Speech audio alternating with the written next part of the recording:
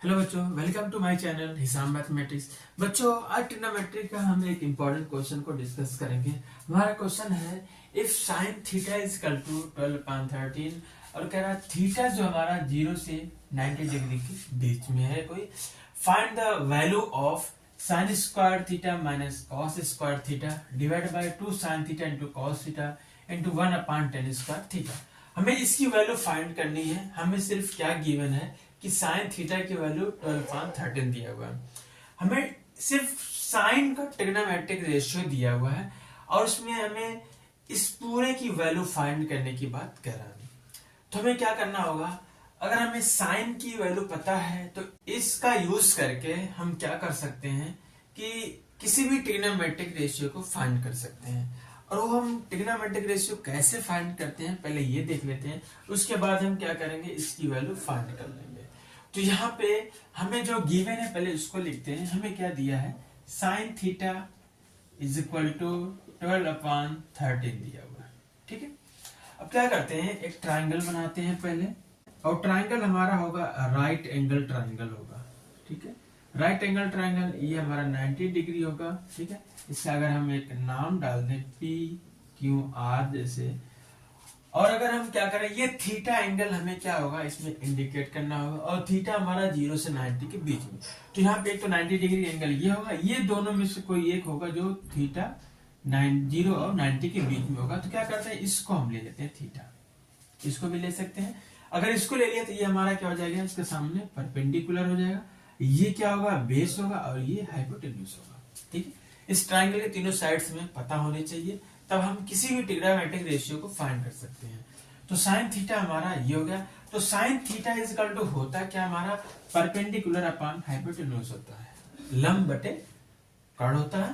तो यहाँ पे साइन थीटा को हम लिख सकते हैं P/H। तो ये है हमारा 12/13। तो ये हमारा P और H का रेशियो दिया हुआ 12:13 दिया हुआ। तो अगर हम मान लेते हैं, हम यहाँ मानना पड़ेगा, लेट कर लेते, P हमारा क्या यहाँ पे है, ये 12 है, तो इसके आगे हम क्या करेंगे, कोई कांस्टेंट के लगा लेते हैं जो हमारा कॉमन फैक्टर होगा। P इज इक्वल टू 12 के, और फिर H बराबर क्या मान लेते हैं 13 के। ठीक है, तो P कितना हो गया, यहाँ पे जो हमारा परपेंडिकुलर है वो 12 के है, और फिर हाइपोटेन्यूज कितना है, कर्ण कितना है 13 के है।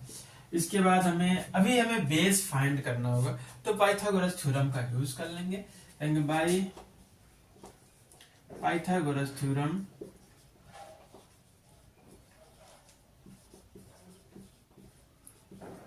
पाइथागोरस थ्योरम क्या होता है, हम परपेंडिकुलर का स्क्वायर लिखें प्लस बेस का square is equal to hypotenuse का स्क्वायर, या फिर H स्क्वायर बराबर P square plus B square.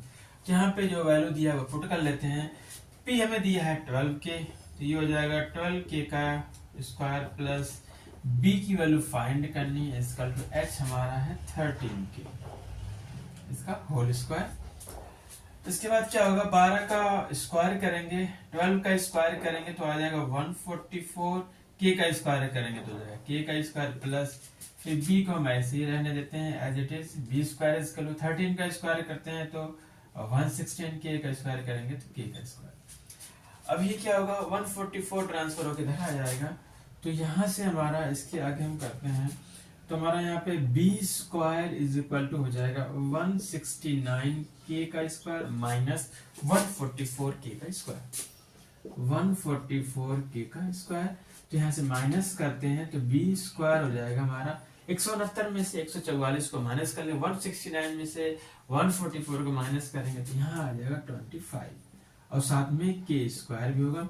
अब दोनों तरफ का स्क्वायर रूट लेंगे तो ये स्क्वायर हट जाएगा, B बचेगा, फिर 25 का स्क्वायर रूट करेंगे तो प्लस माइनस 5 आ जाएगा, के का स्क्वायर रूट लेंगे तो के आ जाएगा। मतलब यहाँ है कि प्लस माइनस 5 के आएगा, जबकि पता है ये बेस हमारा क्या है, यहाँ पे लेंथ है, तो बेस हमारा निगेटिव नहीं हो सकता, कहेंगे base can not be negative value, हमारा जो बेस है वो नेगेटिव वैल्यू नहीं हो सकता। तो B की वैल्यू क्या हो जाएगा, 5K हो जाएगा, B is equal to 5K। अब यहाँ पे हमारा इस ट्राइंगल के तीनों साइड्स की लेंथ आ गई है। अब हम जो हमारे पास ट्रिग्नोमेट्री रेशियो होते हैं 6 होते हैं, उन 6 को हम आराम से फाइंड कर सकते हैं, उनकी वैल्यू निकाल सकते हैं। अब इसके आगे क्या हमें इसकी वैल्यू फाइंड, सबसे पहले क्या करेंगे, तीनों साइड्स को देख लेंगे कि कितना आएगा। तीनों साइड्स इसके अकॉर्डिंग हमने क्या किया है, कैलकुलेट कर लिया, इसका यूज करके sin थीटा इसके 12.13 का यूज करके निकाल लिया है। अब हम क्या कर सकते हैं, यहाँ पे देखेंगे कि वैल्यू क्या फाइंड करनी है। वैल्यू हमें इसकी वैल्यू फाइंड करनी है, इस पूरे की वैल्यू फाइंड करनी की इसकी क्या वैल्यू होगी, पूरे को वैल्यू। तो यहाँ पे देख रहे हैं साइन स्क्वायर थीटा है, cos square theta. Sine theta की वैल्यू पता है, इसका स्क्वायर करेंगे साइन स्क्वायर थीटा हो जाएगा। कॉस की निकालनी होगी फिर और टेन की निकालनी, सिर्फ 2 ट्रिग्नोमेट्रिक रेशियो की और वैल्यू फाइंड करनी होगी। सबसे पहले हमें जो गिवन है वो तो हम लिखे ही है पहले से, साइन थीटा का लिख लेते हैं, साइन थीटा 12/13 या 12.13, ये तो हमारा साइन थीटा हो गया। फिर यहाँ से अब हम कॉस थीटा निकालते हैं, साइन थीटा दिया हुआ पहले से, और कॉस थीटा निकालेंगे। कॉस थीटा बराबर क्या होगा, बेस अपॉन हाइपोटेन्यूज होगा, ये होगा बेस अपॉन हाइपोटेन्यूज, या फिर कहते हैं आधार बटे कर्ण। बेस कितना हमारा है 5k है, तो ये हो गया 5k। फिर उसके बाद h कितना हो जाएगा हमारा यहाँ पे 13k, के से कैंसिल होके आ जाएगा 5/13, ये हो गया। और फिर क्या बचा हमारा, टेन की वैल्यू निकालते हैं। टेन थीटा बराबर क्या होता है, परपेंडिकुलर अपॉन बेस होता है, तो ये कितना हो जाएगा, परपेंडिकुलर अपॉन बेस। परपेंडिकुलर की वैल्यू कितनी है यहाँ पे 12k है, बेस हमारा 5k है, k से k कैंसिल हो जाएगा, आ जाएगा 12/5। इसकी वैल्यू फाइंड करने के लिए हमें इनकी वैल्यू फाइंड होनी जरूरी है। तो साइन आ गया, कॉस आ गया, टेन आ गया। अब क्या करना, सिंपल सा ये सारे वैल्यू इसमें पुट कर देंगे, इसके बाद इसको थोड़ा कैलकुलेट कर लेंगे, सिंप्लीफाई कर लेंगे, तो हमारा आंसर आ जाएगा। तो मेन क्या था, मैं जो ट्रिग्नोमेट्रिक रेशियो नहीं पता है पहले इसको फाइंड करना था, तो इस तरीके से फाइंड कर लेते हैं। यहाँ पे हमें ये भी पूछ सकता है कि बाकी जो 5 ट्रिग्नोमेट्रिक रेशियो है उनको फाइंड करिए, तो सिर्फ हम क्या करते हैं, cos 10 से cos से cot ये सब कैलकुलेट कर लेते हैं। यहाँ पे इसकी जगह कुछ और भी दे सकता है। तो इस तरीके के बहुत सारे क्वेश्चन बन सकते हैं जो एग्जाम में आ चुके हैं पहले से, तो इसको हम कर लेते हैं। इसके अकॉर्डिंग हम क्या कर सकते हैं, किसी भी क्वेश्चन को, इस तरीके के क्वेश्चन को हम सॉल्व कर सकते हैं। तो यहाँ पे इसको हम सॉल्व करते हैं।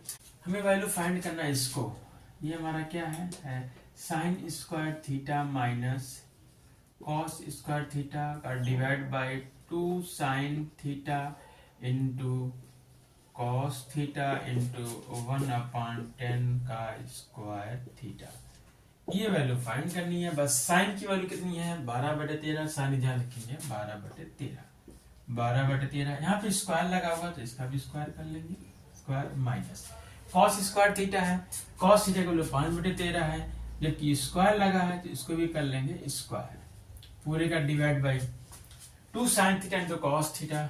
2 साइन की वैल्यू क्या है 12/13 12/13 एंड कॉस की वैल्यू है 5/13, ये हो गया। फिर मल्टीप्लाइड बाई 1/10 स्क्वायर थीटा बचा, तो 1/10 कितना आया है 12.5, तो 12.5 का भी स्क्वायर। इस तरीके से क्या करेंगे, वैल्यू को पुट कर देंगे। अब इसको हम कैलकुलेट करते हैं कितना आ जाएगा हमारा, देखते हैं आंसर। इसके बाद हमारा आ जाएगा, इसको कैलकुलेट 12 का स्क्वायर करेंगे 144 आता है, डिवाइड बाई फिर 13 का 169 माइनस फिर 5 का 25 डिवाइड बाई 13 का 169, फिर पूरे का डिवाइड है ये वाला नीचे वाला, इसके 2 इंटू 12 इंटू 5 कितना हो जाएगा 12×5 60, फिर 6 दूनी 12 मतलब 120, पूरे का डिवाइड बाई 13 मल्टीप्लाई होगा 169, ये हो गया हमारा ये वाला टर्म। फिर इंटू 1/12 का स्क्वायर 144, फिर 5 का स्क्वायर 25, फिर इज इक्वल टू 144, ये का डिनोमिनेटर हमारा सेम है, तो ये हो जाएगा 144 माइनस 25 का होल डिवाइड बाई 169, ये 169, फिर पूरे का डिवाइड बाई 120 डिवाइड बाई कितना होगा 169, ये नीचे वाला टर्म है नीचे आ गया। फिर इंटू मल्टीप्लाई, ये 25 कहाँ जाएगा ऊपर चला जाएगा, तो 25 डिवाइड बाई 144, ये हमारा हो गया इतना। फिर अब क्या करेंगे, ये 169 से 116 क्या होगा कैंसिल हो जाएगा, इसके आगे हम यहाँ पे रेस करके कर लेते हैं।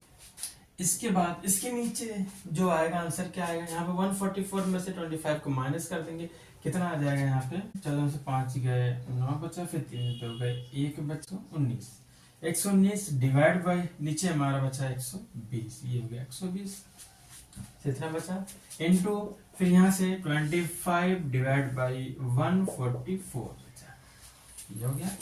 अब इसके आगे थोड़ा इसको कैलकुलेट करेंगे, 5 से देखेंगे, 5 से करेगा 5 से 25, फिर ये करेगा 5 10 5 24, फिर यहाँ से आ जाएगा हमारा 5 का इसमें मल्टीप्लाई करेंगे 5 9 45, 5 9 5 4 9, 5 के 9 5 595 डिवाइड बाई फिर 24 का 144 मल्टीप्लाई कर लेते हैं, कितना आ जाएगा 3456।